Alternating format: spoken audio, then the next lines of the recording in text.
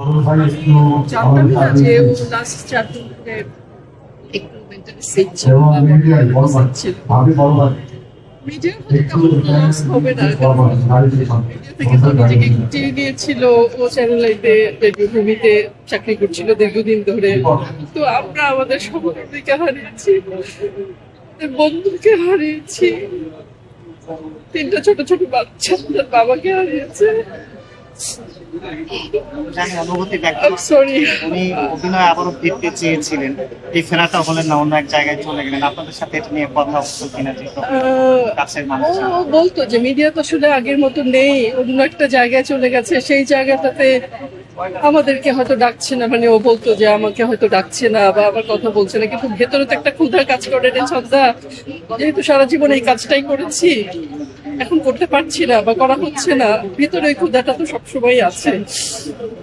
তো সেই ক্ষোভটা হয়তো মনের ভিতরে তার রয়েই গেল, চলেই গেল সুমন ভাই। I'm sorry, আমি আর কিছু বলতে পারছি না আসলে। এটা নিয়ে আর কি বলবো, এটা শুধুমাত্র আসলে আমাদের দেশে এরকম হয়, বাইরে তুমি দেখো এরকম না। বাইরে যত বয়স বাড়ে, যত ম্যাচুরিটি বাড়ে, যত এক্সপিরিয়েন্স বাড়ে, তত ভালো ক্যারেক্টার তারা পায়, তত বড় বড় ক্যারেক্টার তারা পেতে থাকে। আমাদের এখানে তো দেখি উল্টো বিষয়টা। জানি না এটা কেন, আমাদের ইন্ডাস্ট্রি অনেক ছোট, অবশ্য ইন্ডাস্ট্রিরও দোষ দিয়ে লাভ নাই।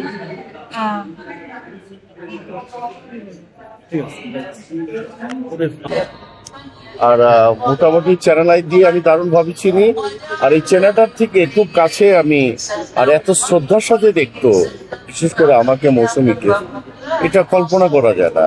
আর অ্যাজ এ আর্টিস্ট তো আমি একটু আগে বললাম, আর একটু কেয়ারলেস ছিল, আর হুট করেই চলে গেল। এই চলে যাওয়াটা খুব কষ্টের। আমি কালকেও চ্যানেল আইতে ছিলাম, তখনও জানতাম না যে এই টাইমটায় আমার একটা ভাই চলে যাবে। এটা এইটুকুই বলবো আল্লাহর কাছে যে আল্লাহ আপনি তাকে জান্নাত নসিব করেন। এমনি সানি ভাই, আমরা একটা জিনিস দেখি যে প্রত্যেকেরই একটি না একটি শত্রু থাকে, মিডিয়াতে তো এটা আরো ভয়ঙ্কর, কিন্তু আমরা দেখেছি যে সুমন ভাইয়ের কোনো আসলে শত্রু ছিল। এইটা মেনটেন করতে গেলে নিজেকে এইভাবে যদি মেনটেন করা যায়, শত্রু থাকারই কথা না। তার শত্রু নাই বলেই কিন্তু আজকে জানা যায় ওর যে কলিগরা, আমরা যারা আসছি, এটি প্রমাণ করে সবাই ছুটে এসছে, পরিচালক, প্রযোজক এবং আর্টিস্ট, আমরা যারা যারা আছি, এটি প্রমাণ করে। Thank you. অসংখ্য নাটক অভিনয় করেছি। আমার জীবনের প্রথম যে নাটক, একটা সিরিয়াল ছিল এফ জামান তাপসের, সেই নাটকে তিনি আমার সহকর্মী হিসাবে নায়কের ভূমিকা অভিনয় করেছিলেন। সেই সময় থেকে তিনি আমার খুবই ঘনিষ্ঠ, এবং বিভিন্ন সময় যতবার আমি চ্যানেলে আসছি কিংবা যে সব জায়গায় দেখা হয়েছে, খুব মজার ছলে কথা বলতো এবং ভদ্র মানুষ ছিল আসলে। তো এরকম একজন ভালো মানুষ এত অকালে চলে যাবে, এটা আমাদের জন্য খুবই অপ্রত্যাশিত, এবং আমাদের সকলের মনই খারাপ। আপনি এখানে যত মানুষ দেখবেন, সবার দিকে তাকিয়ে দেখেন যে তার জন্য আজকে এই পবিত্র রমজান মাসের এই শেষ দিকে কত মানুষ তার জানাজায় এসেছে। তো ভালো মানুষ ছিলেন বলেই আসলে আমরা সবাই তাকে স্মরণ করছি। সমাজের বা শিল্পের জন্য কতটা ক্ষতি হলো সুমন ভাই চলে যাওয়াতে?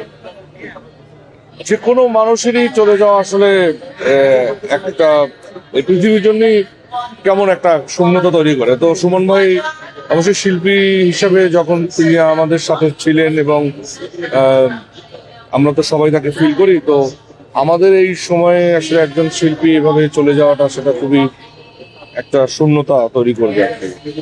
এবং তার মতো ভালো মানুষের খুবই দরকার। আরো অনেক দিন বেঁচে থাকলে তো আমাদের আরো ভালো লাগতো। এখন আমাদের তো হাত নাই, আল্লাহ আমাদের সবাইকে চলে যেতে হবে। সুমন ভাই একটু আগে চলে গেলেন, এটাই আর কি, মানে মন খারাপের বিষয়। Thank you.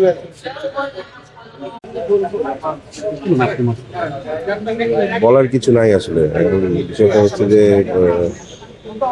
খুবই একজন প্রাণ উচ্ছল মানুষ, এবং খুবই মানে মানুষকে হাসানোর একজন মানুষ, এবং খুবই একজন ভালো মানুষ বিদায় নিল এত অল্প বয়সে। এটাই আসলে সবচেয়ে দুঃখজনক আর কি।